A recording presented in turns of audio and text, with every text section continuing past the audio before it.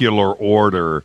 Ask Corey about the body drop-off. Where are they coming from? What is that, Corey?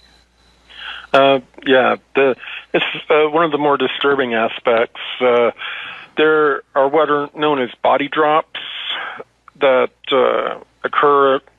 A lot of them are in national parks and other isolated areas.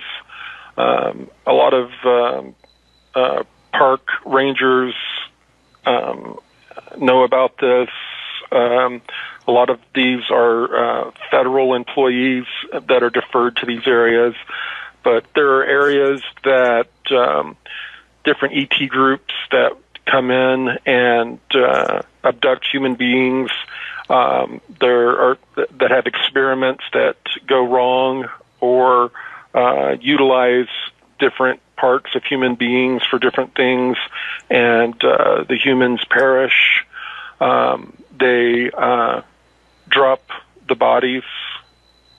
It's a dumping areas where they dump like what a serial killer would do. And these are areas that are seem to be used by different groups, but they're common areas spread out across the planet, and a lot of the times these bodies are dropped from high altitude. Oh, okay, I'm sorry. You said the federal agencies, they go in there, they investigate it, keep it quiet, clean up the situation, and then they do not inform the families of that they found bodies, and they do not return the bodies back to the families. That's totally disturbing. Okay. Yes, it is. This is from email. Based on your experiences and your knowledge, what needs to happen before ETs are here on Earth openly interacting? Publicly, is there something that we need to do? Is there a next step? Well, first, there's going to have to be a full disclosure event that's going to involve a massive data dump with all kinds of information like Edward Snowden and all of these super hacks that have occurred recently, where lots of data has been gathered about crimes against humanity.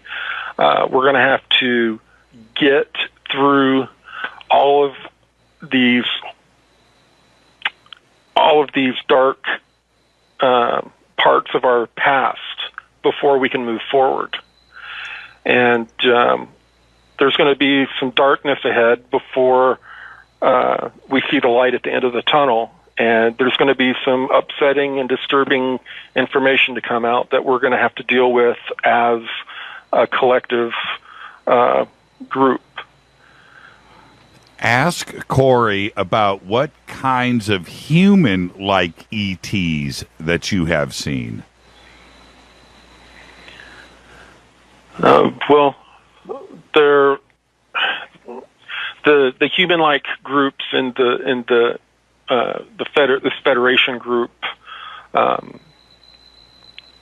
There was the one that I've talked about. When I say olive green, I mean green, and they look like olive green colored, with jet black hair beings. There's beings with just about every skin color you can think of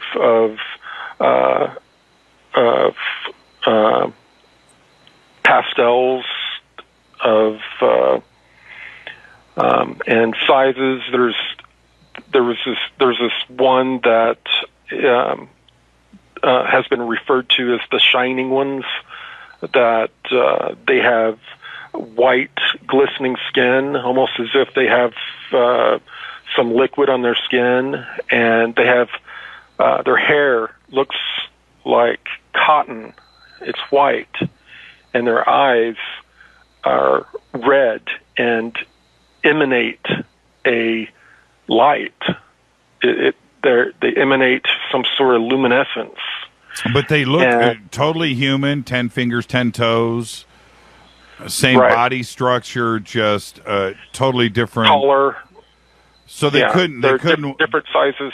They couldn't walk down a street in Dallas.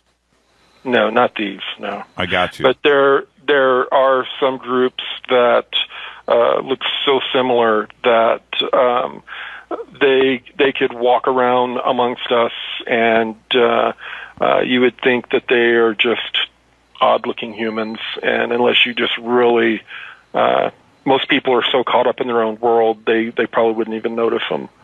And is that going on right now today? Well, yes.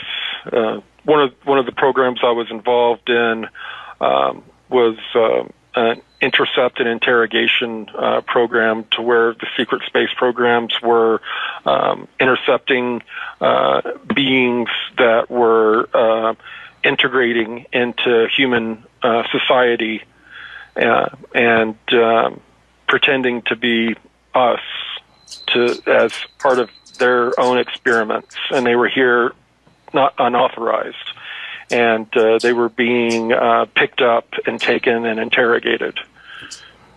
This question is for David. David, Bob Dean said 2 years ago that some really special, weird secret happened in Mexico. Do you know anything about this?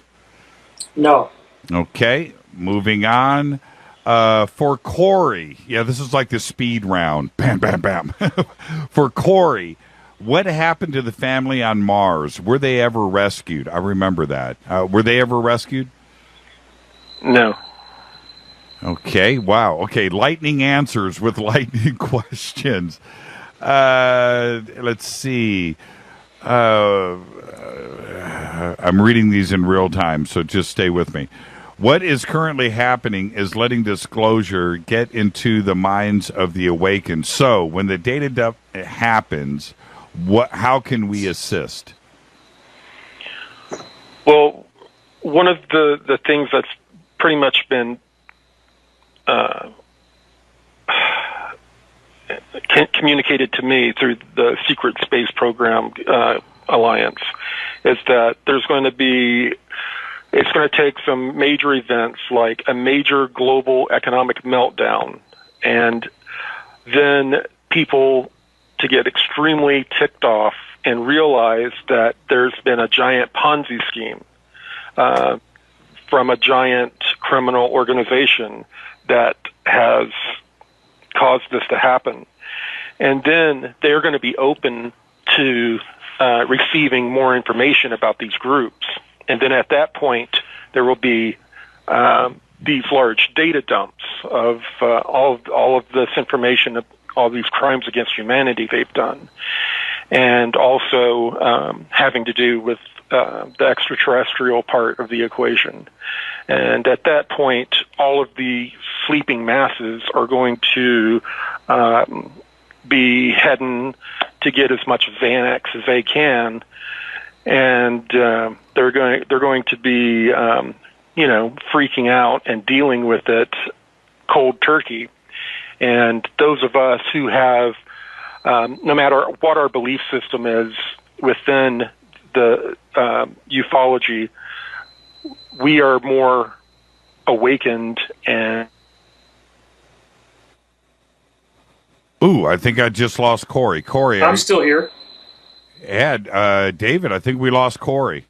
That sucks. And hold on here. That was bizarre. That was mid-sentence, too. I think he's on a Bluetooth headset, and it's possible that since he just bought it, it might have run out of batteries, so he might need to charge it. Okay. Let's see here. Corey, are you there? Okay, I think he can hear us. Hey, Corey, are you there? Can you hear me? Okay, now we got you. Okay. Okay.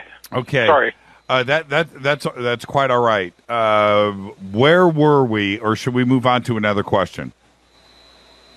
I forgot where I was. Very good. And let's just move on. Ask Corey about the black goo. Yeah, the black goo is something that I saw studied on the research vessel and also read about in the smart glass pad. They would run high EM fields over it and magnetic fields, and it kind of like metal particles would pop up out of it. And what it is a artificial intelligence nanite technology. And what would it? What would it be used for? It apparently it was taken by another extraterrestrial group at some point and put either. This is me remembering 20 years ago reading off this smart glass pad.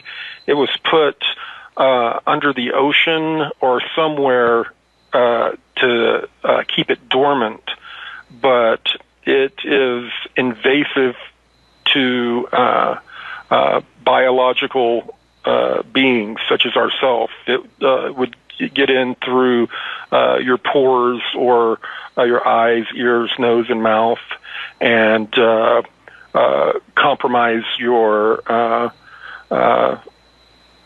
first your cellular structure, and then your mind, and basically take you over.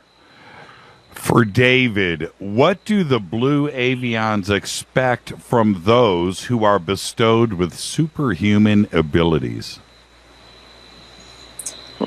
Well, that hasn't happened yet. The ascension thing that this all seems to be leading up to did happen 160,000 times in Tibet, documented. So those people transitioned into a rainbow body, as it's called, and gave up their physical bodies.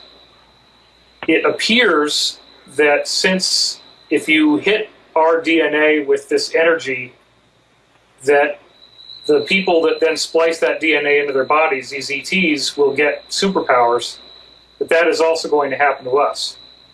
And one of the things that I've heard from other insiders that Corey has confirmed is that many of the negative ETs are extremely terrified about us successfully going through this quantum leap in our evolution, because we will become much more powerful than they are. And the irony is that people online who tend to be the critics and the haters, they think that the way we're going to solve this problem with the cabal is by aiming a gun at them and shooting them.